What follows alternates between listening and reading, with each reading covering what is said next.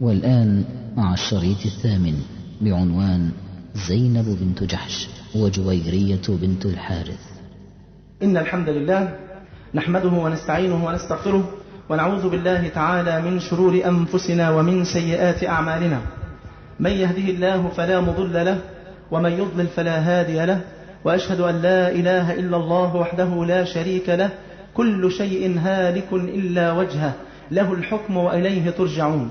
وأشهد أن محمدا عبده ورسوله وصفيه من خلقه وحبيبه، أدى الأمانة وبلغ الرسالة ونصح الأمة فكشف الله به الغمة، وجاهد في الله حق جهاده حتى أتاه اليقين، فصلوات ربي وسلامه عليه وعلى آله وصحبه ومن تبعهم بإحسان إلى يوم الدين. أما بعد، فإن أصدق الحديث كتاب الله تعالى، وأحسن الهدي هدي محمد صلى الله عليه وسلم، وشر الأمور محدثاتها، وكل محدثة بدعة، وكل بدعة ضلالة، وكل ضلالة في النار. أما بعد، فمرحبا بالتائبين ومرحبا بالتائبات، مرحبا بكل من أراد وجه الله عز وجل، مرحبا بكل أخ أقبل بقلبه على الله، وبكل أخت أقبلت على الله عز وجل. والسؤال دلوقتي: من الذي جمع تلك الآلاف المؤلفة في هذا المكان الطاهر؟ أليس هو الله سبحانه وتعالى؟ هو الذي ألف بين قلوبكم. لو أنفقت ما في الأرض جميعا ما ألفت بين قلوبهم، ولكن الله ألف بينهم. هذه الآلاف ما جاءت إلا لتسمع من تحب، وقد قال صلى الله عليه وسلم: والمرء مع من أحب. فإن كنت تحب أمهات المؤمنين، وإن كنت تحبين أمهات المؤمنين، فسنحشر معهم يوم القيامة بحسن ظننا برب العالمين جل وعلا، فأبشروا بكل خير، فأنتم الليلة ضيوف الرحمن جل وعلا. أذكر قصة جميلة، إن مرة واحد كان رايح يصلي صلاة الجنازة، فكان اللي مات ده كان صديقه وحبيبه، فشاء المولى عز وجل إن هذا الرجل لا يعلم أي شيء من أدعية السنة، مش عارف يدعي ليه. فوقف الرجل وقال بكلمات بسيطة جدا، قال: يا رب، لو كان هذا الميت ضيفي لأكرمته، ولكنه اليوم ضيفك وأنت أكرم الأكرمين. فقيل: فرؤي هذا الميت في تلك الليلة يسرح في أنهار الجنة ويأكل من ثمارها. فلما سئل بماذا هذا قال: بدعاء أخي لي. فأنا أقول: يا رب، لو كان هؤلاء الألوف ضيوفي والله لأكرمتهم، ولكنهم ضيوفك أنت، وأنت أكرم الأكرمين وأرحم الراحمين. فلا ترد شابا اليوم إلا وقد غفرت له، ولا ترد فتاة إلا وقد غفرت له، لا تردهم جميعا إلا وقد أعتقت رقابهم من النار، وجعلتهم من أهل الفردوس الأعلى، وأحللت عليهم رضوانك يا رب العالمين. أنتم الليلة ضيوف الرحمن جل وعلا. الليلة دي هنلتقي مع أم من أمهاتنا، والحقيقة لما بنقول كلمة أم من أمهاتنا قلوبنا بتشتاق إن احنا ربنا يكرمنا ونلتقي بهم ونشوفهم يوم القيامة رضي الله عنهم وارضاهم. الليلة نحن على موعد مع أمنا الغالية زينب بنت جحش رضي الله عنها وارضاها، التي قال عنها الإمام الذهبي: وكانت من سادة النساء دينا وورعا وجودا ومعروفا. وقال عنها الإمام أبو نعيم: الخاشعة الراضية الأواهة الداعية. تعالوا قبل ما نبدأ في قصة أمنا زينب بنت جحش نشوف الشجرة المباركة التي نشأت فيها أمنا زينب. دايما الشجرة هي التي توضح مدى عذوبة وجمال الغصن والثمرة. فانظر لتلك الشجرة التي نشأت فيها أمنا زينب بنت جحش. بس بعد ما تصلي بقى صلى الله عليه وآله وسلم. أمنا زينب بنت جحش عاشت في ربوع مكة، ونشأت في أسرة من علية القوم، نشأت في أسرة من علية القوم. وإذا أردت أن تعلم تلك الشجرة التي نشأت فيها فحسبك أن تعلم أن ابن خالها هو سيد الأولين والآخرين صلى الله عليه وسلم. هي بنت عمته، يبقى هو ابن خالها صلى الله عليه وسلم. وجدهما واحد اللي هو مين؟ عبد المطلب، كان سيدا في قومه. وأخوها هو أول من دعي بأمير المؤمنين. شوف بقى المناقب الجميلة اللي بتشوفها في الأسرة الطيبة دي عاملة إزاي. أخوها أول من دعي بأمير المؤمنين، وأول من عقدت له في الإسلام راية، وأحد الشهداء ألا وهو عبد الله ابن جحش رضي الله عنه وارضاه. واحنا قلنا نبذة صغيرة عنه، وهنقولها برضو تاني لأن احنا لا نمل من هذه النبذة التي نذكرها عن عبد الله بن جحش. أخوها الثاني أحد شعراء الإسلام اللي هو أبو أحمد ابن جحش. وأخوالها خالها حمزة بن عبد المطلب أسد الله وأسد رسول الله صلى الله عليه وسلم وسيد الشهداء يوم القيامة، ده خالها. وخالها الثاني العباس بن عبد المطلب الذي كان يبذل المال ويمنع الجار، يعني يحمي الجار، وكان يعين على النوائب. أختها، شوف سبحان الله، شوف الشجرة ماشية ازاي، أختها هي من السابقات إلى الإسلام، حمنة بنت جحش. مين حمنة بنت جحش؟ زوج مصعب ابن عمير. يا الله، ده إيه المكارم دي كلها؟ ده الواحد النهاردة لما بيكون جده سفير ولا باشا يقول لك ده أنا جدي كان باشا وعمي كان سفير وأبويا مش عارف إيه، ويبقى ماشي ما شاء الله نافخ نفسه على الناس. لا، شوف بقى أنت لو أنت بقى في عيلة بالمنظر ده. أختها مين؟ حمنة بنت جحش، من السابقات إلى الإسلام. جوز أختها مصعب بن عمير، هذا الفتى المنعم الريان الجميل، كان أنعم فتى في قريش. احنا سمعنا طبعا ترجمة مصعب بن عمير، كان أنعم فتى في قريش. فلما أسلم ترك كل هذا ابتغاء وجه الله سبحانه وتعالى، وأخذ الراية في يوم أحد، فقطعت يده اليمنى فأخذها باليسرى، فقطعت يده اليسرى فوضع الراية بين عضديه فقتل. فمر عليه الحبيب صلى الله عليه وسلم وقال: من المؤمنين رجال صدقوا ما عاهدوا الله عليه. ده مصعب بن عمير اللي هو يبقى جوز أختها. أختها الثانية أم حبيب بنت جحش، دي زوجة مين؟ زوجة عبد الرحمن بن عوف، أحد العشرة المبشرين بالجنة. شفت العيلة ماشية ازاي إن شاء الله؟ يعني عشان تتخيل بس مدى النشأة التي نشأتها زينب بنت جحش. يبقى أختها الثانية أم حبيب بنت جحش وزوجها عبد الرحمن بن عوف. نذكر بس منقبة واحدة، هو طبعا من العشرة المبشرين بالجنة، نذكر منقبة واحدة لعبد الرحمن بن عوف، أنه كان في يوم من الأيام بعد وفاة النبي صلى الله عليه وآله وسلم، كان جاءته 900 ناقة من اليمن ومن الشام، كان تاجرا. فلما جم فمروا بجوار غرفة أمنا عائشة، فاهتزت الغرفة. انتوا عارفين الغرفة يعني من خوص ضعيفة جدا. فقالت: ما هذه الأصوات؟ قالوا: هذه أصوات نوق عبد الرحمن بن عوف، دي أصوات النياق والجمال بتاعته. فقالت: أجل، هذا الذي يدخل الجنة بماله. فلما وصلت المقالة لعبد الرحمن بن عوف، مع أنه عارف أنه من أهل الجنة، فذهب إلى أمنا عائشة فقال: أنت التي قلت هذا يا أمه؟ قالت: أجل. قال: فأشهدك أني قد جعلتها كلها لله. فجاء تجار الأرض الجزيرة فقالوا: يا عبد الرحمن، سمعنا أنه قد جاءتك تجارة من اليمن ومن الشام، فهل تبيع؟ قال: أجل. بكم تشترون؟ قالوا: نشتري بضعف الثمن. قال لهم: لا لا لا، عايز أكتر. قالوا له: بالضعفين.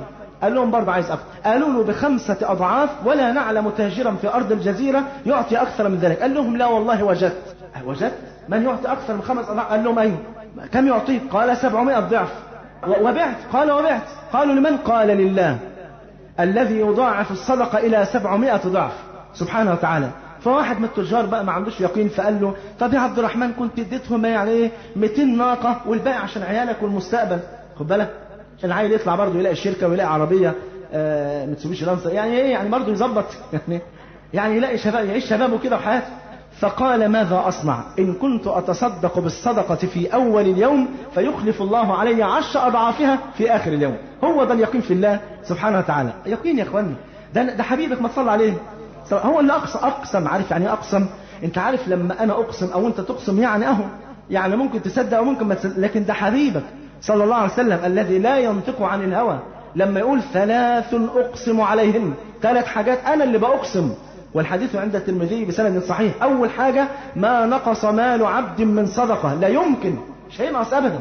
فما تخافش، تصدق كده وأنفق في سبيل الله عشان ربنا يكرمك وترتقي. والمؤمن في ظل صدقته يوم القيامة، ومالك ما قدمت ومال الورثة ما أخرت. هو ده اللي احنا عايزين نعمله. عايزين ايه؟ فلا اقتحم العقبة. وما أدراك ما العقبة؟ فك رقبة أو إطعام في يوم ذي مسغبة يتيما ذا مقربة. شوف قد ايه، هو هي دي العقبة الكبيرة بالنسبة للإنسان النهارده، المال. يجي يطلع الشيطان يقول له: يا راجل، اللي يعوز البيت احنا مع الجامعة، ودي كلمة طبعا وحشة جدا.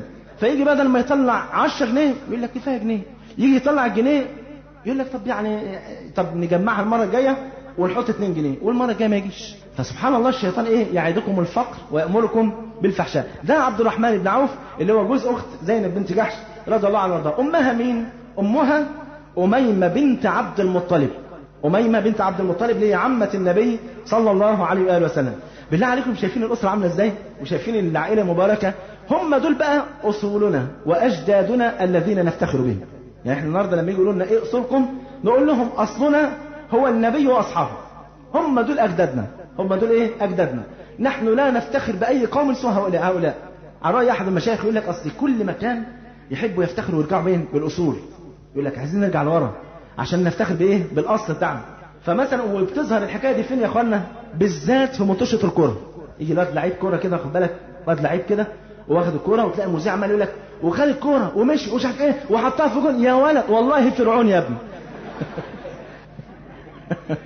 طبعا في ارض الجزيره غير هنا، هنا نقول فرعون في ارض الجزيره، يقول لك لا، يقول لك خدها ابو لهب اداها لابو جهل. ما شاء الله يا ابو لهب، لعيب والله يا ابني. فالمهم يعني تعالوا نشوف قصه امنا بس بعد ما صلى الله عليه وسلم. اتولدت امنا زينب بنت جحش رضي الله عنها وارضاها قبل البعثه ب33 سنه. كان التقييم او التقويم كان قبل مولد النبي عليه السلام. كان بيقوم امتى؟ كان بيقوم على عام الفيل. على ايه عام الفيل؟ يعني يقول لك فلان اتولد قبل عام الفيل مثلا ب3 سنين، او فلان اتولد بعد عام الفيل بسنتين. المهم ايه يعني ده كان التقويم بتاعهم. بعد كده لما جت البعثه كانوا يقوموا ايه بالبعثه. ده اتولد قبل البعثه زي ما نقول كده في امنا زينب اتولدت قبل البعثه بايه؟ ب33 سنه. لا فلان اتولد بعد البعثه بكذا. بعد موت النبي صلى الله عليه وسلم وابي بكر ايه اللي حصل؟ سيدنا عمر حب يعمل تقويم. طب يعمل التقويم بايه؟ قالوا لهم عايزين نعمل تقويم. قالوا نعمل التقويم بمولد النبي صلى الله عليه وسلم. فقال لا. قالوا له بموت النبي. قال لهم لا. امال نعمل التقويم بايه؟ قال لهم نعمل التقويم بالهجره. ليه؟ عشان ما نربطش الناس بشخص رسول الله فقط صلى الله عليه وسلم. وما محمد الا رسول قد خلت من قبله الرسل افان مات او قتل انقلبتم على اعقابكم. لان انت لو ربطت نفسك بشخص الداعيه ممكن تسيب. زي بعض الناس ارتدت بعد موت النبي، قبائل كتيره جدا. فسيدنا عمر حب يربطهم ايه بحدث. ايه الحدث ده؟ اعظم حدث اللي هو ايه؟ هجره الرسول صلى الله عليه وسلم، اللي دي كانت مرحله ايه؟ اقامه الدوله الاسلاميه.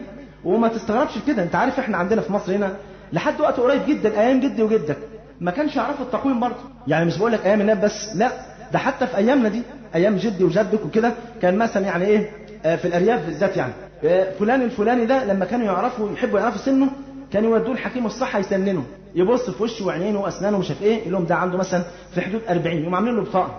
وكان في بعض القرى يعني لما يسالوا فلان ده اتولد امتى؟ يقول له اتولد امتى؟ اهو فلان ده بقى هو والعجل بتاع حضره العمده اتولدوا في يوم واحد. فيعني ايه، فكان التقويم عندنا حتى لحد وقت قريب جدا في الارياف ما كانش موجود. فالمهم امنا زينب بنت جحش اتولدت قبل بعثه النبي عليه السلام بقد ايه؟ 33 سنه رضي الله عنها وارضاها.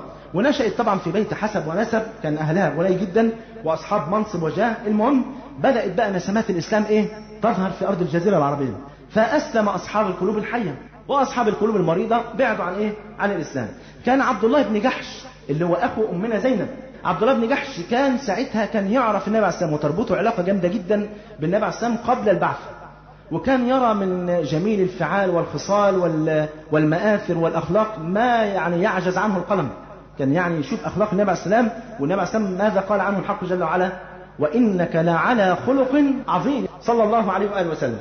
فالمهم فسيدنا عبد الله بن جحش أول ما اتعرض عليه الإسلام على طول أسلم، وأسلم قبل أن يدخل النبي صلى الله عليه وسلم دار الأرقم ابن أبي الأرقم رضي الله عنهم جميعا، فكان من السابقين إلى الإسلام.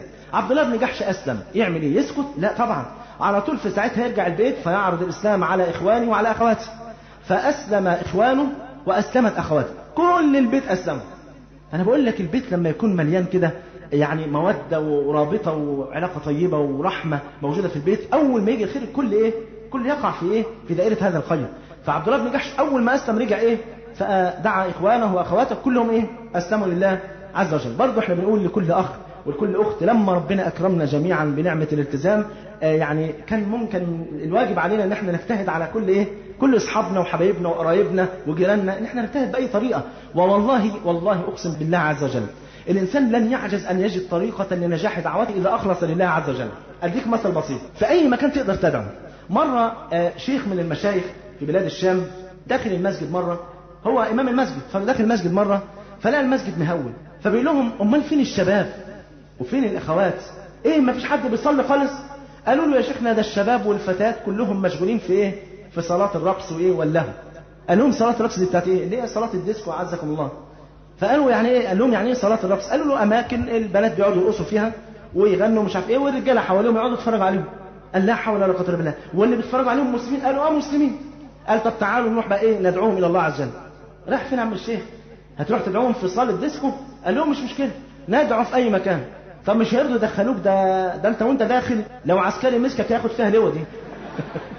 فقال لهم لا انا رايح يعني رايح. فالمهم فراح معاهم هناك. اول ما دخل طبعا على الراجل بتاع ايه شباك التذاكر، خايف صاله ديسكو بقى، وواحد شيخ كده لحيته ما شاء الله لحد ايه بطنه، وبعدين داخل بقى وايه بيقطع تذكره. فالراجل اول ما شافه قال له خير يا عم الشيخ؟ قال له بقطع تذكره. قال له ليه يعني داخل تتفرج؟ قال له لا ده انا شوف طيبه الشيخ.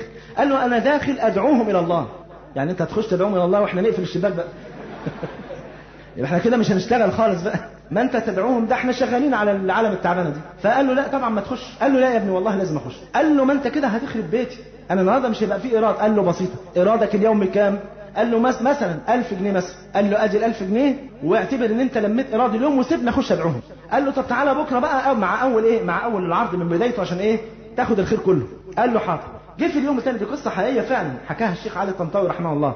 فالمهم راح بقى مع اول ايه، مع اول بدايه العرض دخل. المهم اول ما بدا اول فقره بنت طلعت شبه عاريه، قعدت ترقص لمده 10 دقائق ربع ساعه، وبعدين اتقفلت الستاره واتفتحت الستاره بعد البنت دي بشيخ وقور شكله ما شاء الله طيب، راجل كبير في السن واللحيه البيضاء والغطره البيضاء ومنظره جميل جدا، وجالس على الكرسي وجلس يذكر الناس بالله. اول ما شافوه اعتقدوا انها فقره ايه فكاهيه، يعني واحد طالع بيهزر. قعدوا يضحكوا ويقهقهوا وفرحانين قوي. فهو برضو ما اهتمش بيهم، هو مستمر عمال يذكرهم بالجنة وبالنار والآخرة والحساب والوقوف بين يدي الله، وعمال يكلمهم كلام طيب جدا لحد ما ربنا جند له، شوف الإخلاص، جند له شاب في المرقص ده في المكان دوت. راح قايم قال لهم يا جماعة ما تستنوا، ما تسمعوا شوفوا بيقول ايه. فكله سكت، وجلس الرجل بكل رحمة وحنان وتحنان يذكرهم، بيقول لهم يا بنات ويا إخوة، يعني انتوا يا معصية ربنا بالله عليكم، عايز حد منكم يجاوبني كم بقي من تلك اللذة التي مضت؟ ولا حاجة. انت الآن لا تشعر بلذة الأمس ولا حتى باللذة اللي انت نلتها من 10 دقائق. ما بقي إلا السيئات التي كتبت وسودت بها الصفحات. أترضون أن تلقوا الله عز وجل بتلك الذنوب والسيئات؟ بنقول الكلمة دي لكل أخ لسه أول مرة يحضر النهاردة، ولكل أخت لسه أول مرة تحضر النهاردة. يسركم تقابلوا ربنا سبحانه وتعالى بالذنوب والسيئات اللي عملتوها. يا ريت نجدد التوبة ونعلنها اليوم كلنا جميعا توبة إلى الله عز وجل حتى يقبلنا الله عز وجل ونخرج من هذا المكان وقد غفر لنا وكتبنا من أهل الجنة. المهم قعد يذكرهم بالله. قال الشاهد الذي رأى هذا الحادث قال فبكى النساء وبكت الفتيات وبكى الشباب وقالوا قد تبنا جميعا إلى الله عز وجل. وقام صاحب المرقص صاحب المكان صالة الديسكو وقال وأنا والله تبت إلى الله عز وجل وسأغلق هذا المكان من اليوم وأحوله للدعوة إلى الله عز وجل وأجعله مقرأة لكتاب الله عز وجل. إخلاص النية يا إخوة، إخلاص النية يا أخوات، إن ربنا يكرمنا ويكرمكم يا رب ويرحمنا ويرحمكم ويجمعنا كلنا مع النبي في الجنة. يا ريت نجتهد في دين الله عز وجل ونعلم إن والله لو بس أخلصنا النية في الدعوة ربنا هيكرمنا وفعلا هيفتح بنا القلوب في كل مكان. المهم لما لمس الإيمان شغاف قلب أمنا زينب رضي الله عنها وارضاها أخذت بقى تنهل من معين القرآن والسنة وتتقرب إلى الله عز وجل، ولكن هي تريد الجنة، ولكن الجنة محتاجة الصبر. الجنة مش ببلاش، الجنة مش ببلاش. والنبي صلى الله عليه وسلم قال حفت الجنة بالمكاره وحفت النار بالشهوات. المهم لما علم طبعا كفار قريش بانتشار الإسلام قاموا يصبوا العذاب على المسلمين صبا عياذا بالله، لم يرحموا أحدا. فأذن لهم النبي صلى الله عليه وسلم بالهجرة إلى المدينة. مين اللي هاجر في الوقت ده؟ كل العيلة. هتسيبوا الديار؟ نسيبها. طب ده انتوا ناس أغنياء ومعاكم فلوس وفي عز وجهوة وجاهه، يعني صعب جدا الإنسان يسيب داره يا إخوان، صح ولا لا؟ يعني الإنسان النهارده تخيل لما يكون واحد عنده شقة على النيل ومكلفها مثلا 15 مليون جنيه ومرة واحدة يقولوا له هاجر واترك هذا المكان لتعبد الله عز وجل. صعب عليه انه يسيبها إلا إذا كان عنده يقين في الله عز وجل. المهم هاجر عبد الله بن جحش وهاجر ابنه محمد بن عبد الله بن جحش وأخوه اللي هو أبو أحمد اللي هو الشاعر، وهاجرت زينب بنت جحش وأم حبيب بنت جحش وحملة بنت جحش. كل الأسرة هاجرت. لما خرجوا من مكة عدا على دارهم أبو سفيان. أبو سفيان كان لسه ساعتها إيه؟ كان لسه كافر، لسه ما أسلمش. فعدا على الدار بتاعته وباعها من عمرو بن علقمة. فلما بلغهم ذلك راحوا شكوا للنبي عليه السلام، قالوا يا رسول الله أبو سفيان عمل كذا في الدار بتاعتنا وضيعها علينا. فقال صلى الله عليه وسلم لعبد الله بن جحش، وللأمانة لم أقف على صحة الرواية، قال صلى الله عليه وسلم ألا ترضى يا عبد الله أن يعطيك الله عز وجل بها دارا خيرا منها في الجنة؟ قال أجل يا رسول الله. قال فذلك لك. فلما افتتح النبي صلى الله عليه وسلم مكة في يوم الفتح، راح أبو أحمد اللي هو أخو عبد الله بن جحش راح رايح مرة تانية يكلم حبيبك صلى الله عليه وسلم في إنهم عايزين الدار بتاعتهم. فسكت النبي، فقام واحد من الصحابة وقال لأبي أحمد ابن جحش، قال يا أبا أحمد إن النبي صلى الله عليه وسلم يكره أن ترجعوا في شيء من أموالكم أصيب منكم في الله عز وجل.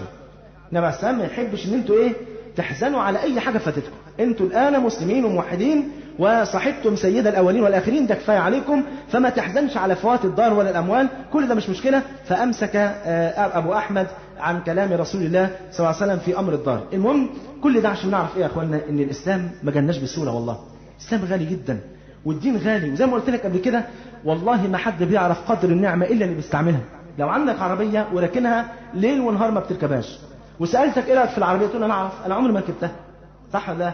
ولو أنت مسلم لكنك لا تستعمل الإسلام في حياتك، يعني لا تستعمل الإسلام في أي شيء من دقائق حياتك، لا تتحكم إلى دين الله، لا تعيش مع كتاب الله ولا سنة رسول الله، لا تصلي، لا تصوم، لا تحج، لا تزكي، لا تعتمر، لا تأتي دروس العلم، لا تطلب العلم، لا تدعو إلى الله، طب بالله عليك هتحس بالنعمة ازاي؟ ده انت اصلا مش عايش فيها. فما يحسش بالنعمة الا اللي مارسها والا اللي ضحى من اجلها. اول ما تضحي من اجل دينك تحس بقدر الدين ده. ولذلك الناس اللي بتبتلى في سبيل الله دول اكتر ناس بيثبتوا على دين الله ويحسوا بقدر نعمة الاسلام. شوف ادهم تركوا الديار والاموال كل ده. بنقول الكلام ده ليه؟ عشان الاخ اللي النهارده ربنا يكرمه هيهتدي لاول مرة بنقول له شوف اجدادك عملوا ايه. شوف عبد الله بن جحش، زينب بنت جحش، وشوف إخوانهم وأخواتهم عملوا إيه، تركوا الديار والأموال والأولاد والوطن وكل حاجة عشان يبقوا مسلمين. عشان أنت كمان تحس بقدر النعمة ديت وتعيش حياتك كلها في طاعة الله. هتلتزم النهاردة، حس بالنعمة وعض عليها بالنواجس، اوعى تسيب. والأخت اللي لبست حجابها اوعى تفرطي، لأن أكبر نعمة أن ربنا يوفقك. وإذا أردت أن تعرف عند الله مقامك فانظر فيما أقامك. لازم يكون عندك هدف. كلمنا قبل كده في دروس كتيرة جدا، أعظم حاجة توفق بين الزوج والزوجة أو بين الأسرة كلها إن الأسرة دي تكون عايشة الهدف. أنا عايش مثلا مع أمي وأبويا ومع إخواني، هدفنا إيه؟ ناكل ونشرب ونعيش وخلاص كده؟ لا، هدفنا الإسلام. لما اتجوز واحدة هدفك إيه؟ الإسلام. ذلك لما بيكون أخ رايح لأخت يتقدم لها أحيانا بيسأل طب أقول لها إيه وتقول لي إيه؟ فبعض الشباب يقول له إيه؟ لما تسألها اسألها قريتي إيه في التوحيد؟ قريتي إيه في التفسير؟ قريتي إيه في كذا؟ مش مهم قرأت إيه، المهم أنت مختصر كل ده تقدري تعيش الإسلام كما أراده سيد الأنام صلى الله عليه وسلم في البيت ولا لأ؟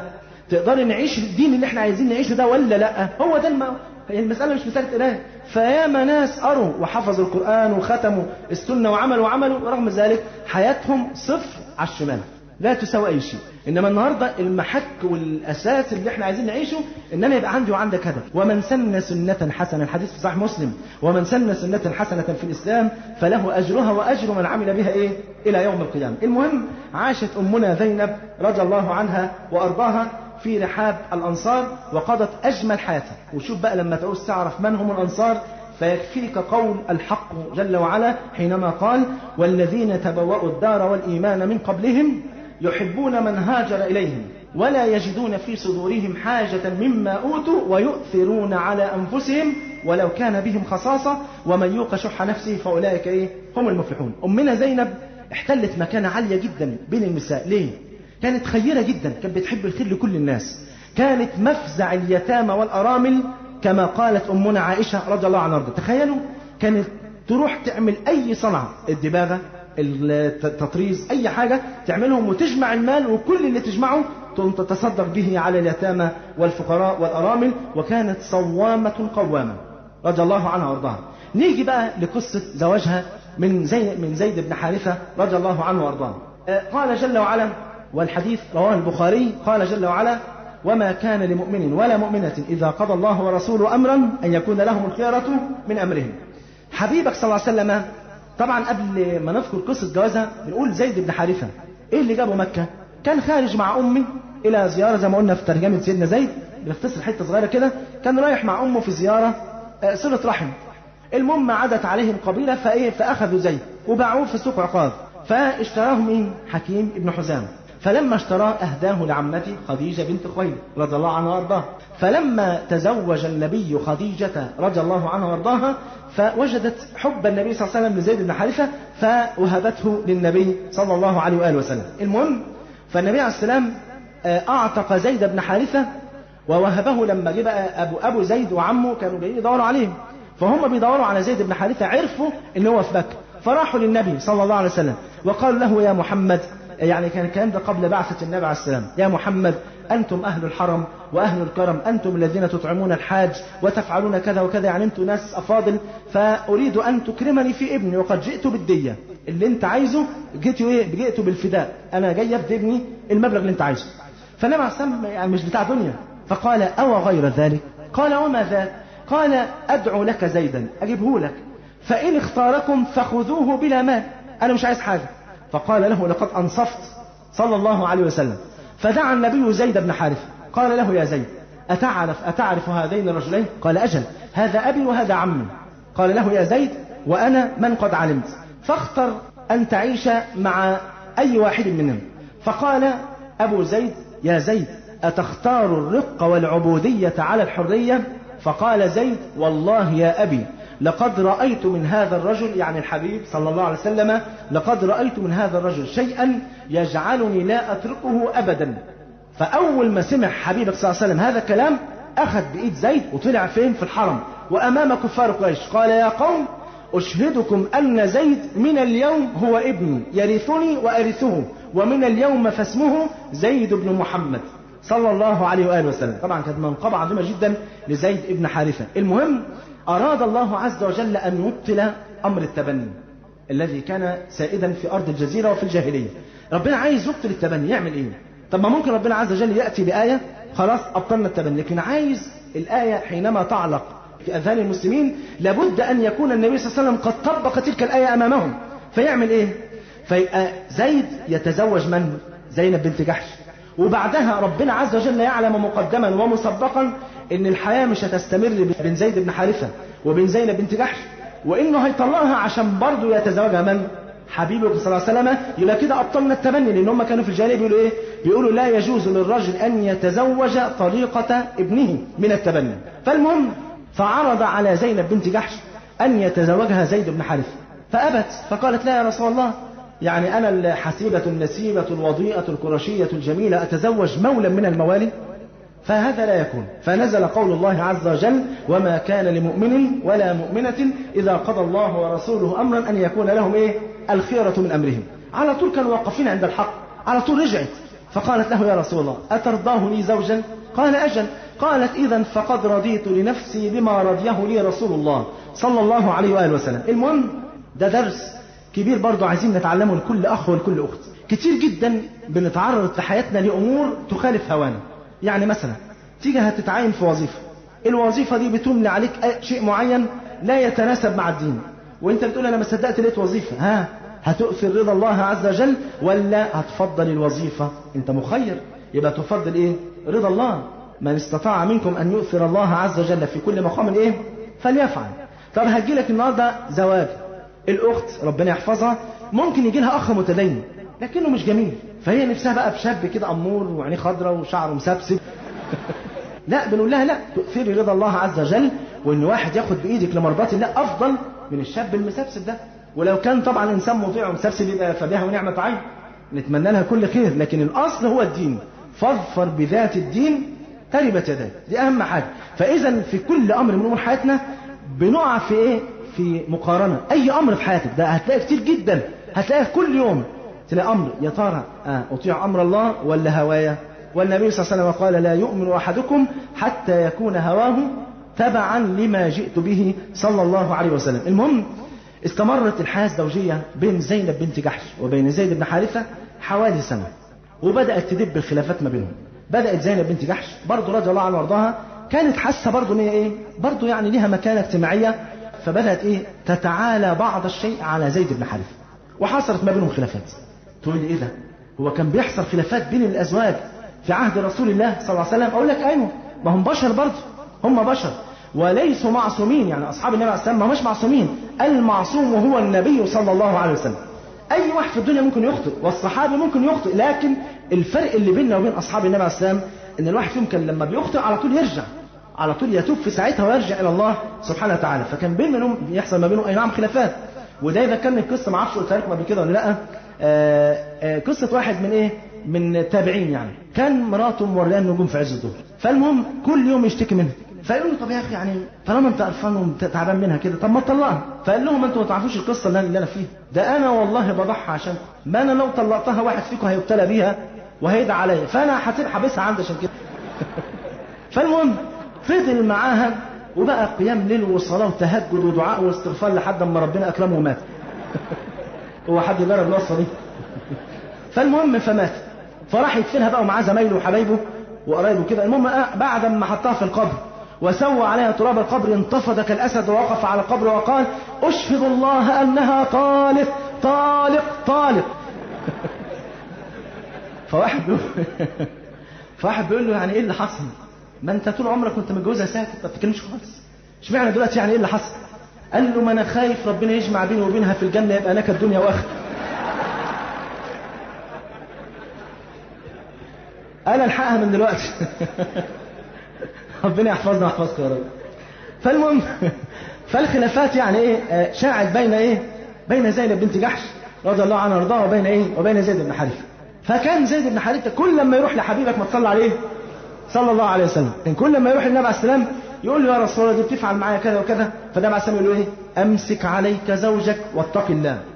مع ان النبي عليه السلام بوحي من الله ربنا اعلم النبي عليه السلام بان زينب بنت جحش هتكون زوجته، بس النبي كان في غاية الحرج، طب ازاي؟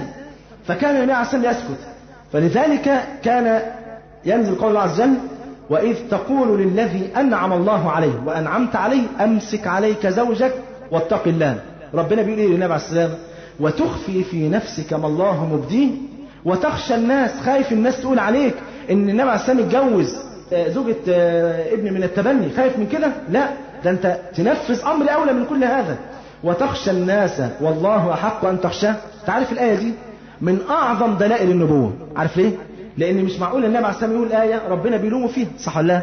فكل يقولها واحنا طبعا مصدقين بان هذا كلام من عند الله يعني قبل اي شيء، لكن بقول لك دي من اعظم دلائل نبوه النبي صلى الله عليه وسلم، من اعظم الدلائل ان هذا كلام الله عز وجل. وتخشى الناس والله احق ان تخشاه فلما قضى زيد منها وطرا زوجناكها. فجاء الامر بزواج زينب بنت جحش منين؟ من فوق 7 سماوات. الاول عايزين نقف بس وقفه صغيره. زيد بن حارثة رضي الله عنه وارضاه هو الصحابي الوحيد الذي ذكر في القرآن. هو الوحيد ولا في واحد تاني؟ هم اثنين اللي ذكروا. لا، ما احنا بنتكلم على الاسم الذي ذكر صراحة. 2 بس من الصحابة الذين ذكر اسمهما في القرآن صراحة. مين؟ زيد ابن حارثة وعيسى بن مريم. تقول لي ايه اللي دخل عيسى بن مريم عليه السلام؟ اقول لك لان الامام الذهبي طبعا انتم عارفين سيدنا عيسى ما زال حيا حتى الان، رفع حيا الى السماوات صلى الله عليه وسلم. فقال الامام الذهبي في كتاب تجريد اسماء الصحابة حينما ترجم لعيسى عليه السلام قال عيسى بن مريم صحابي ونبي. ليه؟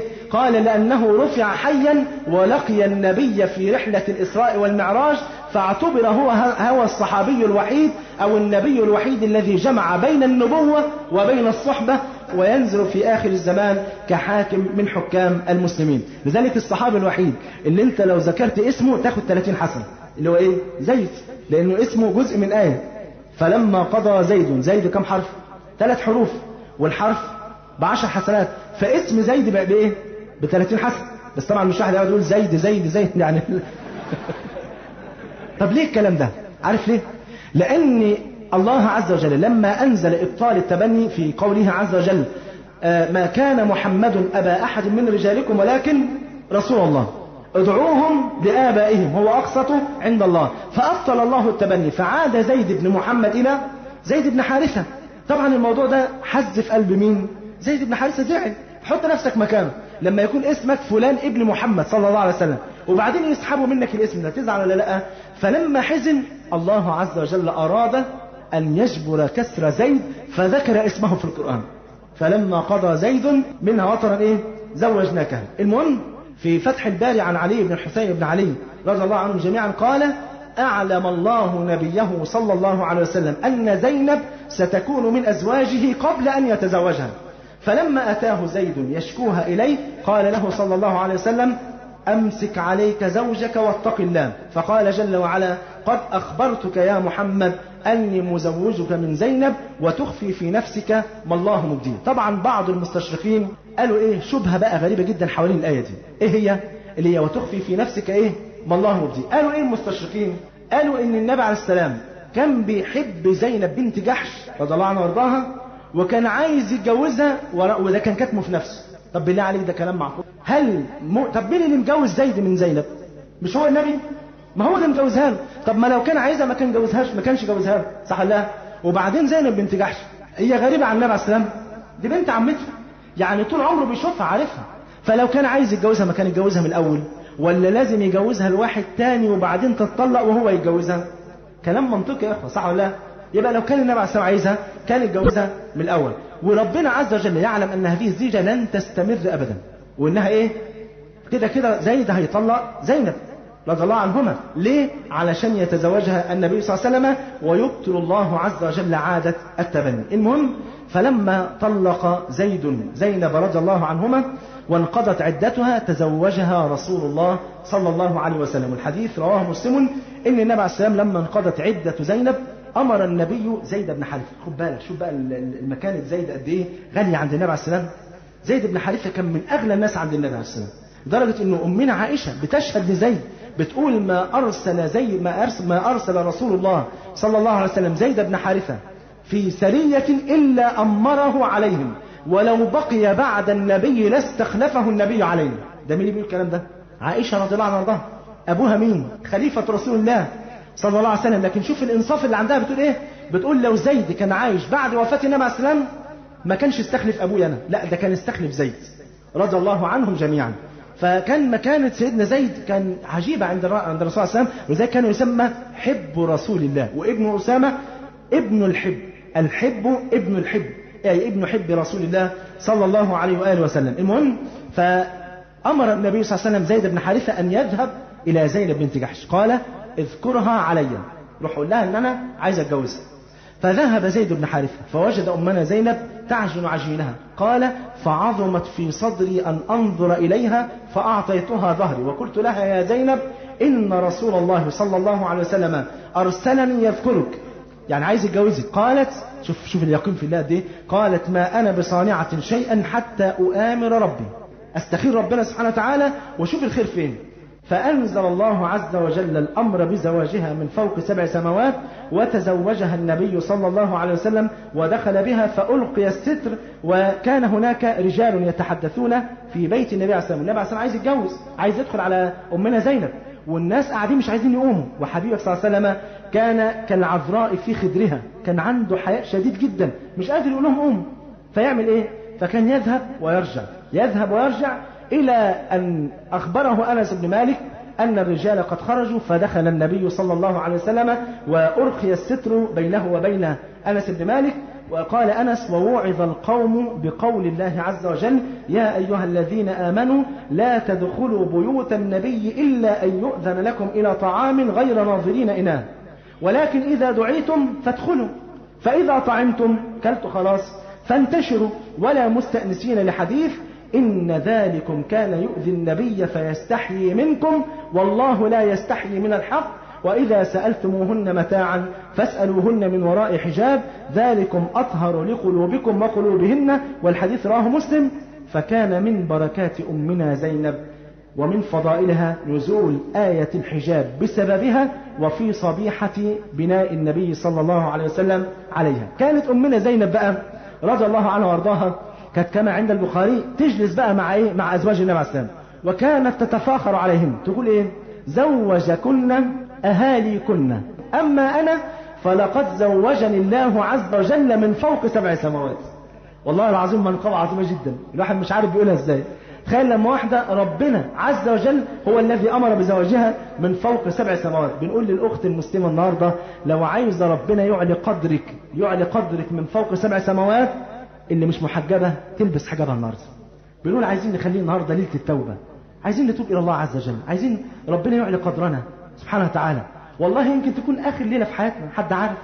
يمكن الليلة تكون آخر ليلة في حياتنا. الشاب اللي لسه ما بيصليش يصلي الليلات، واللي بيعق والديه يتوب إلى الله عز وجل ويروح بعد الدرس مباشرة، ما يستناش للصبح، يروح يقبل الأيدي قبل الأرجل، واللي مخاصم أخوه يروح يصالحه، وخيرهم الذي يبدأ بالسلام. علي بن أبي طالب لما تخاصم مع رجل، الرجل قال له إيه؟ قال يا علي ائتني فصالحني. فتعجب عليه فقال لماذا؟ قال لأنك خير مني، وقد قال صلى الله عليه وسلم وخيرهم الذي يبدأ بالسلام. خبيها. فعايزين يا إخوة واللي عليه مظالم يتحلل، عايزين نتوب إلى الله عز وجل. عليه فلوس يا إخوة يردها لأصحابها، واللي اغتاب الناس يتوب إلى الله ويستغفر لهم، واللي مشي بين الناس بالنميمة يحاول يصلح كما أفسد، واللي لحد النهاردة مش عايز يسجد لله عز وجل يسجد لله، والأخت اللي لسه ما لبستش حجابها تلبس، واللي لبست تثبت على حجابها وتتقي الله سبحانه وتعالى عشان ربنا يكرمها ويجمعها مع أزواج النبي صلى الله عليه وسلم. وبرضو عايزين ربنا يعلي قدركم في الدنيا والآخرة، عليكم بكثرة النوافل. فقد قال صلى الله عليه وسلم صلى عليه صلى الله عليه وسلم قال جل وعلا كما عند البخاري: وما يزال عبدي يتقرب إلي بالنوافل حتى أحبه، فإذا أحببته اللي يحصل كنت سمعه الذي يسمع به، وبصره الذي يبصر به، ويده التي يبطش بها، ورجله التي يمشي بها، ولئن سألني. يا الله، مين اللي بيقول كده يا اخوانا؟ الله سبحانه وتعالى.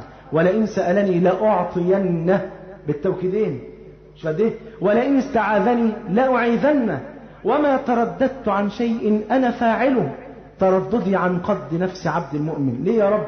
يكره الموت وأنا أكره مساءته.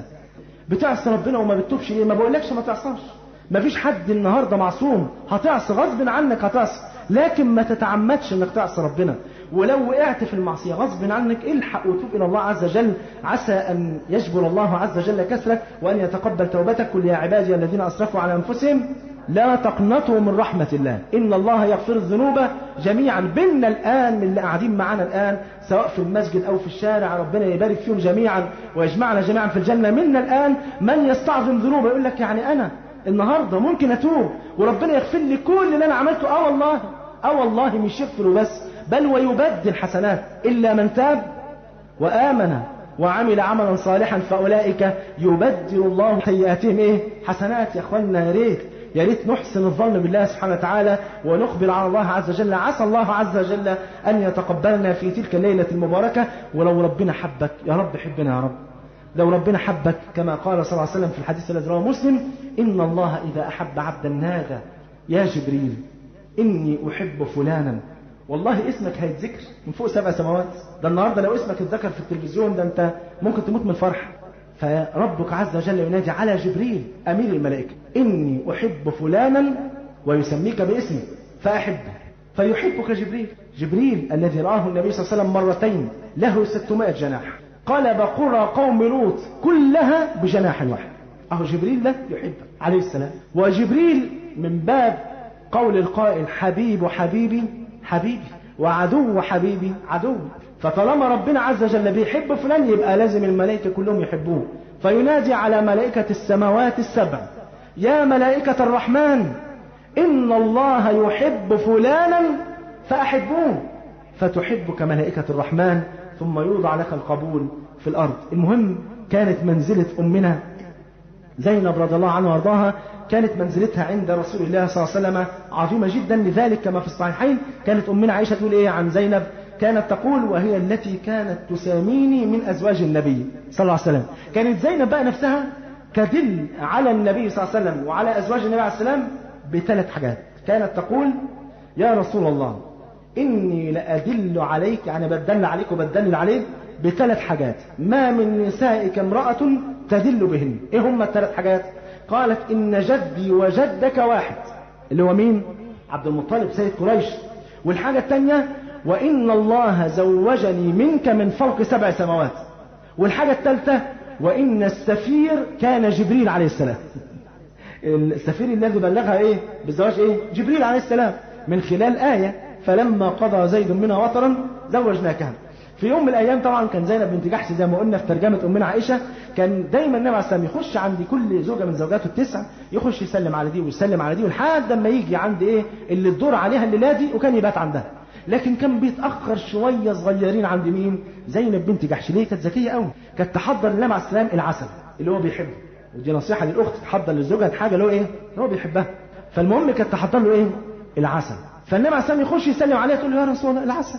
طبعا إيه؟ النبي عليه السلام مش عايز يرد العسل، يقعد ياكل العسل لحد ما يخلصه، فكان يتأخر دقيقة دقيقتين. كانت أمنا عائشة تغير هي ومين وباقي الزوجات، فاتفقت هي وحفصة زي ما قلنا قبل كده والحديث في البخاري ومسلم، قالت لها لو دخل عليك النبي عليه السلام قول له ايه؟ اني اشم منك رائحة مغافير، نبت كده ليه ريحة وحشة. فاول ما دخل النبي عليه السلام، طبعا النبي عليه السلام كانت رائحته اجمل من المسك كما ثبت ذلك في صحيح مسلم. سيدنا انس بيقول ما شممت مسكة ولا عنبرة اطيب من ريح عرق النبي صلى الله عليه وسلم. وكانت ام سليم كما عند مسلم ايضا، كان النبي عليه السلام كان يقيل عندها احيانا، ينام عندها شويه كده ايه بعد صلاه الظهر، فلما كان يقيل عندها كان النبي عليه السلام بيعرق كتير جدا من جبينه، فكانت تاتي ايه باجمل زجاجه عطر عندها واغلى زجاجه عطر، وكانت تاخد من عرق النبي عليه السلام وتقوم حاطاه فين؟ في العطر. فاستيقظ النبي مره قال ما تصنعين يا ام سليم؟ قالت يا رسول الله نعطر الطيب بعرقك يا رسول الله. بتصلى عليه صلى الله عليه وسلم. شو تخيل بتقول له ده احنا العطر بتاعنا غالي لكن هو ناقصه شويه جمال كده وحلاوه، الحلاوه دي نجيبها منين؟ من عرقك يا رسول الله صلى الله عليه وسلم. فالنبي عليه السلام كان يكره ان يشم منه رائحه غير طيبه. فالمهم قالت يا رسول الله اني اشم منك رائحه مغافير، فاتضايق فراح داخل عند الثانيه فقالت اني اشم منك رائحه قال لا ده الحكايه بقى بجد وحقيقه. فقال والله لقد اكلت عسل عند زينب لا جرم لا اكل عسلا بعد اليوم. خلاص. فكان مقلب صغير كده من امنا عائشه وحفصه، وكان دايما كده في دعابه في بيت النبي عليه السلام، وكان في رحمه وموده. وزي ما قلت لك قبل كده لما امنا سوده عامله اكله حلوه كده كانت اسمها الخزيران، حاجه كده زي سد الحنف. عارفين سد الحنف طبعا. فامنا عائشه قاعده معاها فبتقول لها كلي، قالت لها مش هاكل، قالت لها لا تاكلن او لا الطخن وجهي، فما كانتش، راحت واخده ايه لحسه من قعر الطبق ودب وراحت فقعاها في وش مين؟ امنا عائشه. فامنا عائشه طبعا استغربت ايه الموقف ده. فالنبي عليه السلام حبيبك صلى الله عليه وسلم يعني حاسس ان الموقف ما فيهوش حاجه، ايه بيدعبوا بعض. فامنا عائشه ايه نظرت الى الرسول صلى الله عليه وسلم فقال لها افعلي مثل ما فعلت، واحده واحده. راحت واخده حته طبعا ايه بقى الطبق كله بقى طالما النبي عليه السلام عايش كده يبقى الخير كله بقى، ودب وراحت رزعت في وشها بأبي هو أمي صلى الله عليه وسلم. المهم تمر الأيام يا إخوة، وفي غزوة أحد أمنا زينب بنت جحش تحتسب 3 من أقرب الناس إليها. قتل أخوها عبد الله بن جحش، وإحنا قلنا في الدرس اللي فات كيف قتل عبد الله بن جحش رضي الله عنه وارضاه، لكن أحب أعيدها المرة دي لأن إيه دي مناسبة للقصة. عبد الله بن جحش قبل غزوة أحد يعني بدقائق كده قبل ما تبدأ إيه الغزوة بدقائق، خد سعد بن أبي وقاص على جنب وقال له يا سعد تعال نتمنى على الله، عسى الله عز وجل أن يرزقنا الشهادة، تعال يا راجل كل واحد يتمنى كده. فقال سعد اللهم إني أسألك أن تلقني اليوم رجلا شديدا حرده شديدا بأسه أقاتله فيك فأقتله ثم آخذ سلبا، وتخلينا قابل الثاني والثالث والرابع في النهاية، ثم تلقني رجلا شديدا حرده شديدا بأسه أقاتله فيك فإيه فيقتلني. ثم قال لعبد الله بن جحش تمنى على الله يا عبد الله. فقال عبد الله بن جحش أما أنا فاللهم إني أسألك أن تلقني اليوم رجلا شديدا حرده شديدا بأسه أقاتله فيك فيقتلني، ثم لا يكتفي بذلك بل يجدع أنفي ويقطع أذني ويبقر بطني، فإذا لقيتك يوم القيامة قلت يا عبد الله فيما كان ذلك أقول من أجلك فتقول صدقت. شفت الحب قد إيه؟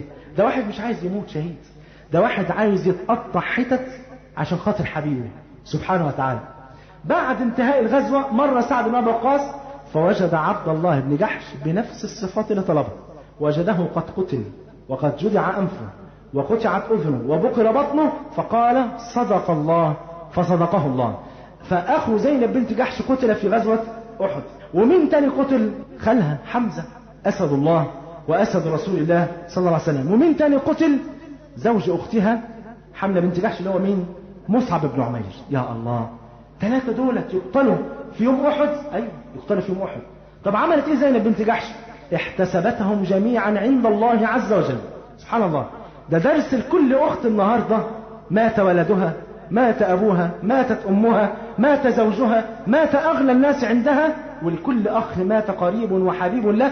درس لنا أن احنا نحتسب كل هؤلاء عند الله. وقد جاء في الحديث الذي رواه الترمذي بإسناد حسن أن الله عز وجل يرسل ملائكته لعبده المؤمن ويقول اذهبوا فاقبضوا نفس ابن عبد المؤمن، فيقبضون نفسه، فيقول جل وعلا كيف وجدتموه وهو أعلم، فيقولون وجدناه يحمدك ويسترجع بيقول الحمد لله إنا لله وإنا إليه راجعون، فيقول جل وعلا ابنوا له بيتا في الجنة وسموه بيت الحمد. حديث الثاني رواه البخاري قال جل وعلا من أخذت صفيه يعني حبيبه من أهل الدنيا ثم احتسبه لم يكن له عندي جزاء إلا الجنة. في يوم من الأيام قام الوليد بن عبد الملك وقال لأحد الحجاب والناس اللي معاه الوزراء والحبايب المقربين قال له ائتني برجل يصبرنا على مصائب الدنيا. فخرج فوجد رجلا أعمى.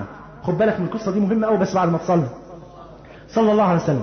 فوجد رجلا أعمى فقال ائتني فأمير المؤمنين يريد أن يراك. فدخل عليه قال ما أصابك أيها الرجل؟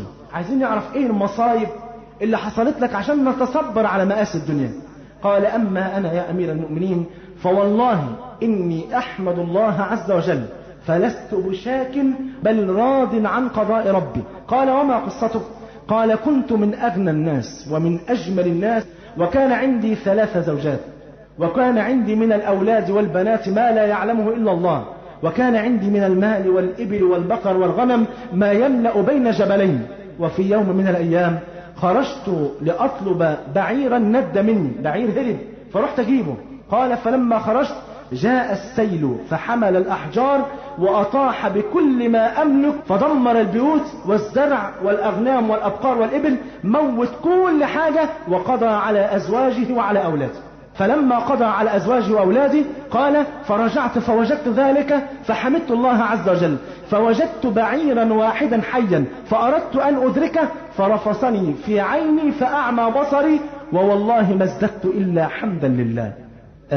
برضو تحضرني قصة عجيبة جدا في الاحتساب عند الله سبحانه وتعالى، وهي قصة سعد بن أبي وقاص. عارفين سعد بن أبي وقاص كان مجاب الدعوة. الكلام ده كان في نهاية غزوة أحد حينما دعا له النبي صلى الله عليه وسلم بأن يكون مجاب الدعوة رضي الله عنه وارضاه. في آخر أيامه عمي سعد بن أبي وقاص، يعني أصيب بالعمى. فلما أصيب بالعمى كان رجع مكة، كان هو عايش بره مكة وبعدين رجع مكة. فكان الناس يدخلون عليه يقولون يا سعد ادعو لنا، يعني اللي زوجته ما بتخلفش ادعي لي ربنا يرزقني الولد، واللي ما عندوش مال ادعي لي بكذا. فكان يدعو لهم فكان الله عز وجل يستجيب دعاءه لهم. فقال له صبي صغير يا عم ألا تدعو الله عز وجل أن يفرج عنك هذا، يعني أن يرد لك بصرك؟ فقال سعد بن أبي وقاص يا ابن أخي قضاء الله عندي أحب إلي من رد بصري. هذه القلوب التي رضيت عن الله عز وجل. تعالوا نشوف مكانة أمنا زينب في قلب أمنا عائشة، رغم أنها شوف دي زوجة النبي عليه الصلاة والسلام ودي زوجة النبي، لكن كان لهم مكانة عظيمة جدا، بالذات في حادثة الإفك لما اتهمت أمنا عائشة رضي الله عنها وارضاها. فسأل النبي صلى الله عليه وسلم زينب بنت جحش عن أمنا عائشة، والحديث رواه البخاري. فقال لها يا زينب ماذا علمت أو رأيت؟ فقالت يا رسول الله أحمي سمعي وبصري ما علمت إلا خيرا.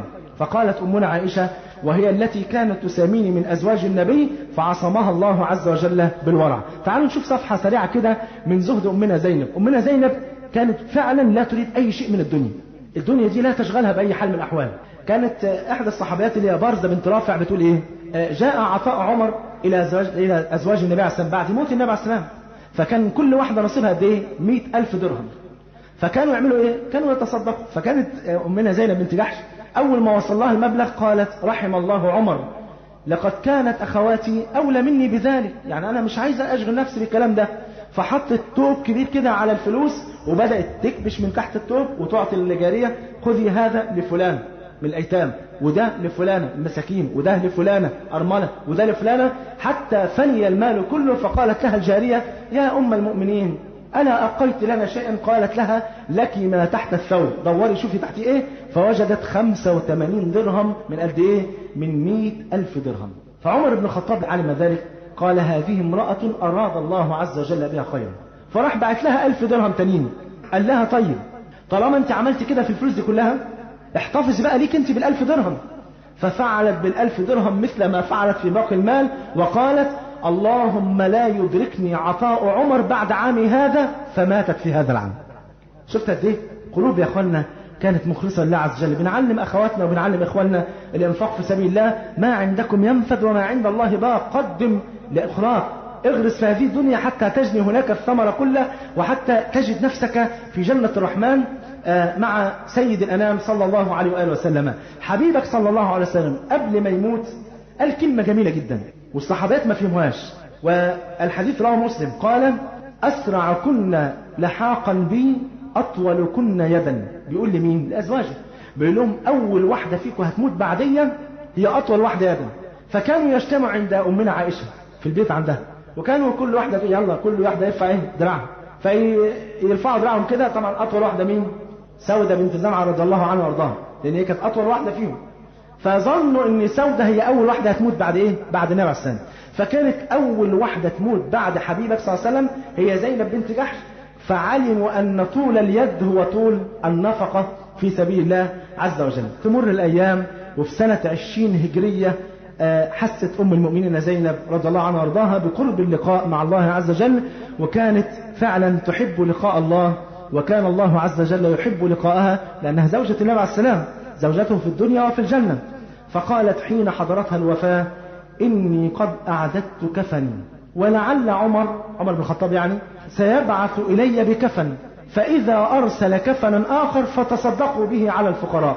قال الإمام النووي فدفنت أمنا بالبقيع، وصلى عليها عمر بن الخطاب رضي الله عنه وارضاه، ونزل في قبرها أسامة بن زيد ومحمد بن عبد الله بن جحش وعبد الله بن أبي أحمد بن جحش ومحمد بن طلحة بن عبيد الله وهو ابن أختها حمنة، فكلهم محارم. وأختم ترجمة أمنا زينب بقول أمنا عائشة حيث قالت يرحم الله زينب، لقد نالت في الدنيا الشرف الذي لا يبلغه شرف، إن الله عز وجل زوجها من فوق 7 سماوات ونطق به القرآن، وإن رسول الله صلى الله عليه وسلم قال أسرع كن لحاقا بي أطول كن يدا، فبشرها النبي بسرعة لحوقها به وهي زوجته في الجنة. وماتت أمنا زينب بنت جحش التي أمر الله بزواجها من فوق 7 سماوات. في الدقائق المتبقية نتناول ترجمة أما أخرى من أمهاتنا، ألا وهي جويرية بنت الحارث رضي الله عنها وارضاها. ولدت جويرية بنت الحارث قبل الهجرة ب14 عاما، ونشأت نشأة عريقة. هي فين أو هي مين؟ بنت سيد قومي وزعيم قبيلة بني المصطلق. يعني زي النهاردة نقول إيه؟ محافظ مثلا البلد الفلاني. أبوها كان كده، كان زعيم القبيلة وسيد قومه اللي هو الحارث ابن أبي ضرار، وكان سيدا مطاعا. فطبعا عاشت بقى في رفاهية ونعيم لا يعلمه إلا الله سبحانه وتعالى، وكانت في غاية الحسن والجمال، كانت جميلة جدا رضي الله عنها وارضاها. فتقدم لها أحد فتيان خزاعة اسمه إيه؟ مسافع ابن صفوان، كان راجل مشرك برضه. فالمهم تزوجها، ولم يخطر على بال أمنا جويرية أنها ستكون بعد ذلك زوجة لسيد الأولين والآخرين صلى الله عليه وسلم. المهم لما أشرقت شمس الإسلام زي ما احنا عارفين وبعث النبي صلى الله عليه وسلم، استجاب أصحاب القلوب الطيبة، وبدأت قريش كالعادة تصب العذاب على أصحاب النبي صلى الله عليه وسلم. هاجروا فين؟ هاجروا الحبشة. وإحنا قلنا المرة اللي فاتت إن لما هاجروا الحبشة كما في الحديث اللي رواه البخاري، لما النبي عليه السلام قرأ خواتيم سورة النجم، عارفين القصة طبعا، وسجد المشركون خلف النبي صلى الله عليه وسلم، فظن الناس أن قريشا إيه؟ أسلمت لله عز وجل. راحوا باعتين لإيه؟ لإخوانهم في الحبشة، قالوا لهم خلاص بقى ما فيش داعي للغربة، تعالوا ارجعوا، ده أبو جهل وأبو لهب بقوا إخوة في الله. فتعالوا ارجعوا. إزاي بقوا إخوة؟ أسلموا، وقريش كلهم أسلموا. فعادوا فوجدوا الأذى فرجعوا مرة أخرى. المهم يشاء المولى عز وجل ان بعد ما اشتد الإزاء مرة تانية أمره النبي عليه السلام بالهجرة إلى المدينة المنورة. لما راح حبيبك للمدينة المنورة زي ما قلنا قبل كده، حب ان هو بقى ايه؟ يدعم او يضع حجر الأساس للدولة المسلمة. يعمل النبي عليه السلام الدولة دي في ايه؟ ب3 حاجات. أول حاجة عملها النبي عليه السلام ان هو عايز يربط بين قلوب العباد وبين رب العباد. ازاي دوت؟ من خلال إنشاء المسجد، صح ولا لا؟ ادي أول حاجة. تاني حاجة عايز ان الصلة تبقى عميقة جدا بين ابناء الامة وبعضهم البعض. يعمل ايه؟ يؤاخي بين المهاجرين والانصار. الحاجة الثالثة عايز يعمل صلة أو معاهدات أو قوانين أو بنود بالاتفاق بينه وبين الأجانب كاليهود وكالمشركين وغيرهم ممن لا يدينون بدين الإسلام. واستعمل النبي صلى الله عليه وسلم في خلال هذه المرحلة بقى الثالثة ديت كل قوانين التسامح التي لم تعهد في قوانين البشر. يعني النبي عليه السلام مش أول ما راح المدينة قال لا لابد أن نفعل قوانين للإبعاد، اليهود يطلع بره والمشركين يطلع بره وما حدش يقعد جوه غير نحن، زي ما اليهود بيعملوا ربنا ياخذهم أخذ عزيز مقتدر.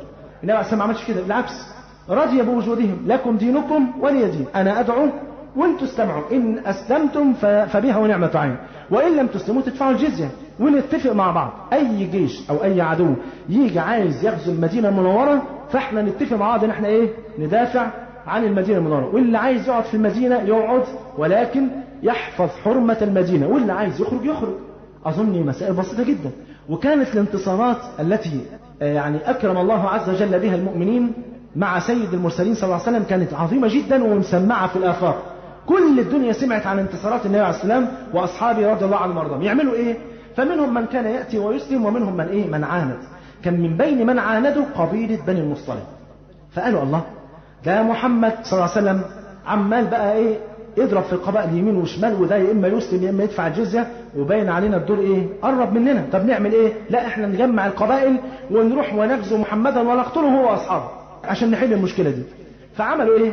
الحارث بن أبي ضرار اللي هو أبو جويرية رضي الله عنه وارضاه أبوها رايح للقبائل اللي حواليه وراح مجمعهم وقال لهم إن إحنا نطلع كده ونخش إيه دخلة راجل واحد على إيه على محمد وأصحابه ونقتلهم. فالاستخبارات المسلمة برضو كان في مخابرات مسلمة، يعني الصحابة ما كانوش درويش زي ما قلنا قبل كده. طب وهو إيه اللي عرف النبي عليه السلام؟ فاكرين غزوة تبوك؟ هنجي لها إن شاء الله في دراسة السيرة النبوية في مسجد قبيلة. يعني في غزوة تبوك إيه اللي عرف النبي عليه السلام إن هؤلاء الناس يتجمعون له ويريدون أن يقاتلوه؟ استخبارات الإسلامية.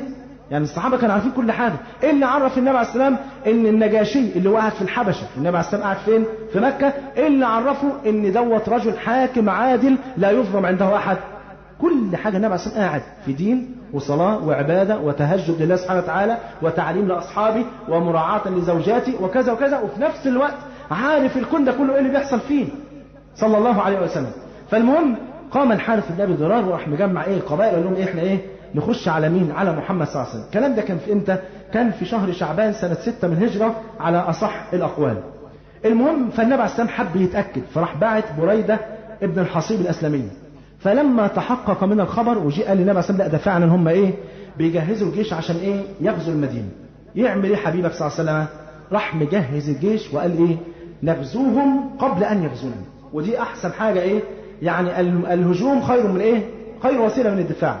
فراح الحارث بن أبي ضرار اللي هو أبو جويرية راح باعت جاسوس عشان يجي بالخبر بتاع مين؟ بتاع الجيش الإسلامي. فألقى المسلمون عليه القبضة، قبضوا عليه يعني وراح قتلهم. أول ما قتلوه وصل الخبر لمين؟ الحارث بن أبي ضرار. راح خايف قال لك لا ده هو بقى نوى على شر. فقعدوا تحصلوا فين؟ في قبيلة بني المصطلق. فغزا عليهم النبي عليه السلام ونزل على بئر أو ماء على ماء المريسيع وكانوا يسقون إيه أغنامهم. فهجم عليهم النبي صلى الله عليه وسلم بعد أن تبادلوا بالنبال، واستطاع بفضل الله عز وجل في ساعات معدودة على أن يحتل بني المصطلق وأن يأسر من هؤلاء 100 بيت، مش 100 واحد، 100 بيت. كانوا حوالي 700 واحد، تخيل في لحظات معدودة. فالمهم كان من بين من وقع قتيلا اللي هو زوج جويرية اللي هو مسافع ابن صفوان. ده كان من ضمن العشرة الذين قتلهم النبي وأصحابه، أو باللفظ الأدق قتلهم أصحابه، لأن النبي عليه السلام لم يقتل إلا رجلا واحدا اللي هو أبي ابن خلف. فقتل الصحابة 10 وأسروا 700 وغنموا الأموال وسبوا النساء والصبية وكل حاجة وخدوا إيه الأغنام والشاه وكل حاجة ومش. كان من جملة السبي مين؟ أمنا جويرية بنت الحارث. هي لسه لحد الآن إيه ما تزوجهاش النبي عليه السلام. جت في سهم مين بقى؟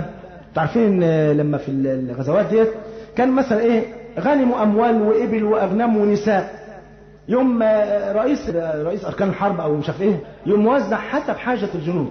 فلان ده فقير خد شويه ابل، فلان ده شاب عايز يتجوز خد الجاريه دي.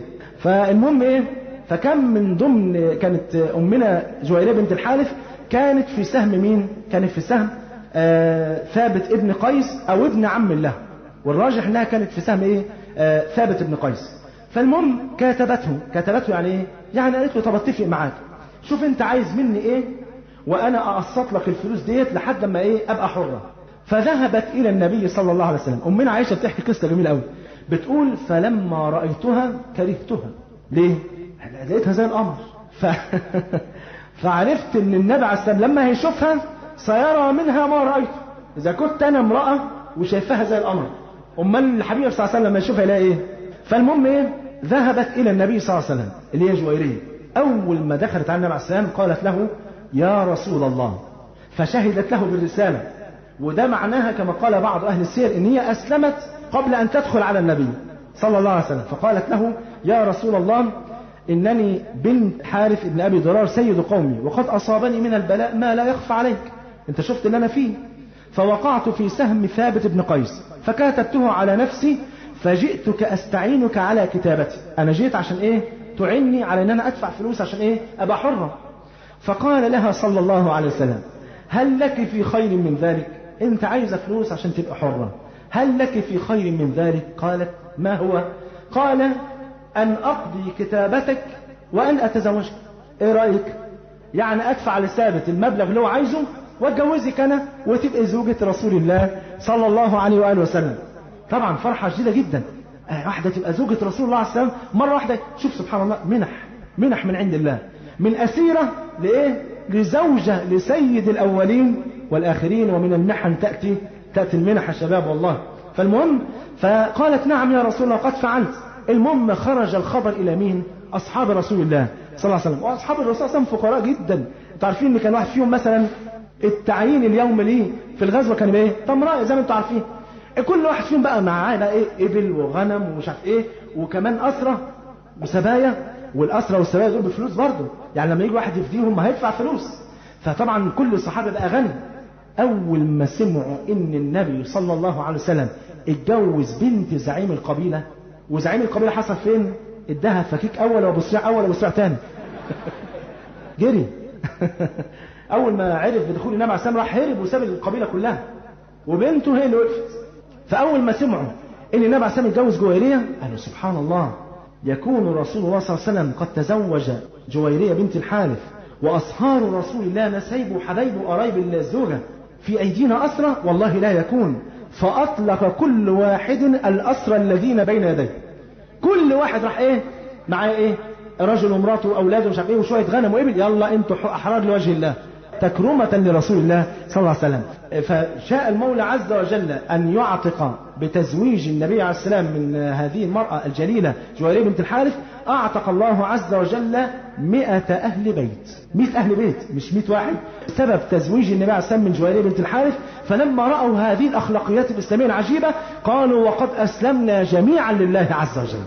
والحديث بطولي رواه الامام احمد باسناد صحيح. شوف الدرس اللي هنا بقى الجميل، بس بعد ما تصلي صلى الله عليه وسلم نشوف من لحظات كانت امنا جويرية ايه؟ كانت في السبي يا اخوه، كانت في السبي، وبعد دقائق اصبحت ايه؟ أما للمؤمنين وزوجة لسيد الأولين والآخرين. عشان نخلي بس عندنا ثقة في الله عز وجل ونعلم أن الفرج سيأتي، بس احنا نطيع ربنا سبحانه وتعالى. تحضرنا هنا قصص جميلة جدا. كان في واحد رجل هو ومراته عايشين في مكان ومش لاقيين ياكلوا خالص. الأكل خلص من عندهم ومش لاقيين ياكلوا يوم والتاني والتالت خلاص. فمراته قالت له ابحث لنا عن طعام هنموت من الجوع. فذهب إلى امرأة قريبة له فقال لها ما عندناش أكل وهنموت بالجوع. قالت له والله ما عنديش غير السمكة الكبيرة دي، بس أنا سايباها بقالي 4 أيام وأنتنت، يعني نتنت خلاص ما ينفعش تاكلها. قال لها هاتيها أي حاجة احنا خلاص هنموت. فخد السمكة ديت وفتح بطنها فوجد في بطن السمكة جوهرة كبيرة، فأخذها وباعها فأصبح مليونيرا. وأرسل إلى تلك المرأة التي أعطته السمكة قالت والله لا آخذ إلا نصيبي، أنا التلت وإنت التلت ومراتك التلت. قال فاغتنيت وبنيت بيتا وجهزت بيتي وأصبحت ثريا من وراء تلك السمكة بثقته بالله عز وجل. ليه؟ لأنه قبل ما يروح لهذه المرأة عشان يأخذ السمكة قال لزوجتي أسجد لله الذي يجيب المضطر إذا دعاه وأطلب من الله عز وجل فإن خزائن الحق جل وعلا لا تنفذ أبدا. قصة تانية جميلة برضو.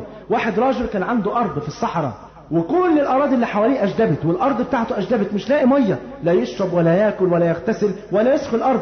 فقام إلى من يجيب دعوة المضطر إذا دعاه، قام يدعو ويستجير ويشأر إلى الله عز وجل. قال: فما فرغت من الركعتين حتى وجدت سحابة فوقي فأفرغت ماءها كله في أرضي، فشربنا وشبعنا واغتسلنا وسقينا الأرض، ثم نظرت في الأراضي التي بجواري فما وجدت بها قطرة ماء. كل ده إيه؟ أما يجيب المضطر إذا دعاه. قصة أخيرة، كان راجل مشلول ويأس الناس من علاجه، في يوم من الأيام قاعد فجلس يدعو: يا من يجيب المضطر إذا دعاه ويكشف السوء، يا رب أنت تعلم ما بي من الضر. وفجأة سقطت عقربة من سقف بيته على رأسه ولدغته أكثر من لدغة، فلما لدغته حصل زي كهرباء في جسمه كده، فقام مفزوع فجري فذهب إلى أولاده وذهب عنه مرض الشلل بإذن الله سبحانه وتعالى. المهم دخلت أمنا جويرية رضي الله عنها وارضاها لتعيش التي كانت تعيش في قصر أبيها، ثم كانت تعيش في قصر زوجها، ثم ذهبت أخيرا إلى بيت أعظم الناس أجمعين سيد الأولين والآخرين صلى الله عليه وسلم، الذي لم يكن يمتلك قصرا ولا فيلا ولا شاليها، وإنما كان يملك حجرة بسيطة ومعها يملك سعادة الدنيا والآخرة بإذن الله جل وعلا، بإيمان الناس بالله سبحانه وتعالى. وقد دلها النبي صلى الله عليه وسلم على طريق النجاة، ودخلت إلى خدرها لتكون أما للمؤمنين وزوجة لسيد الأولين والآخرين، وعاشت أجمل أيام عمرها في هذا البيت المتواضع، ونسيت حياة الطرف والثراء طالما أنها تعيش مع رسول الله صلى الله عليه وآله وسلم. العجيب أن أمنا جويرية قبل أن يتزوجها النبي صلى الله عليه وسلم كانت شافت رؤية في منامها عجيبة جدا، رأت أن القمر قد جاء من مكة وقد سقط في حجرها، فلما سألت أباها قال: أتطمعين أن يتزوجك نبي العرب؟ ففسر وقوع القمر في حجرها بأنه نبي العرب صلى الله عليه وسلم. كان اسم أمنا جويرية، كان أمنا جويرية كان اسمها إيه أصلا؟ برة. كان اسمها إيه؟ برة، فسماها النبي صلى الله عليه وسلم جويرية. المهم لما دخلت بيت النبي عليه السلام، احنا قلنا مين اللي هرب؟ أبوها كان هرب لما دخل النبي عليه السلام. أبوها لما عرف إن هي ذهبت إلى المدينة فعمل إيه؟ راح جامع 100 ناقة وراح رايح عشان يقدمهم فدية لمين؟ لبنته. قد 100 ناقة وما يعرفش إن النبي عليه السلام يتجوزها، لسه ما يعرفش، فقال أديله 100 ناقة ويديني بنتي. فلما ذهب قبل ما يخش المدينة، شوف الفصل ده، قبل ما يخش المدينة قال: طب أنا هديله 100 ناقة وما يبقاش حلتي حاجة، أنا خبي ناقتين بين هذا الشعب واربطهم كده في الصخرة دي واخش له اقول له دول 100 ناقة وهم 98، ومين هيعدهم؟ حد هيعدهم؟ حدش هيعدهم، شكلهم كأنهم 100 ناقة. فأول ما دخل على النبي صلى الله عليه وسلم فقال له: يا محمد، هذه 100 ناقة فداء لابنتي جويرية. فقال له صلى الله عليه وسلم: وأين الناقتان؟ يعني انت عمال بتكلمنا عن 100 ومخبي 2، فين الاثنين؟ فقال الرجل: والله ما يعلم هذا إلا نبي مرسل، فأشهد أن لا إله إلا الله وأنك رسول الله صلى الله عليه وآله وسلم. المهم كانت أمنا جويرية كانت من القانتات العابدات الصائمات القائمات، كانت لا تفتر عن ذكر الله عز وجل. وحبيبك صلى الله عليه وسلم كان يعلمها دائما كما عند البخاري، دخل عليها في يوم لقاها صايمة يوم الجمعة، فقال لها: أصمت بالأمس؟ يعني صمت الخميس؟ قالت له: لا. قال: أتريدين أن تصومين غدا؟ أن تصومي غدا؟ قالت له: لا.